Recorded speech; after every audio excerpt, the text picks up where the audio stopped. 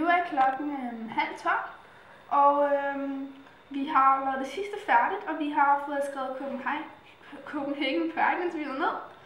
Og så har vi prøvet at lave en fremlæggelse, som i det hele kommer op på 22 minutter. Så vi skal lige have øvet lidt mere, så vi kan finde ud af, hvad det er, der skal koldes lidt ned, om vi kan gå lidt hurtigere igennem nogle andre slides. Så det kommer ned på de der 20-21 minutter, fordi hvis vi starter med 22 minutter, så kan det sagtens være, at det kommer til at tage længere tid, og det vil vi helst ikke ud i. Så det er egentlig det, vi skal til at gøre nu, men ellers så synes jeg bare, at det går rigtig godt. Hej, nu har vi øvet på at fremlægge det. Vi har øvet 3 gange mere, og nu tager det omkring 19,5 minutter, så det er næsten op på 20, så det går rigtig godt. Vi er næsten færdige for i dag, og vi ses.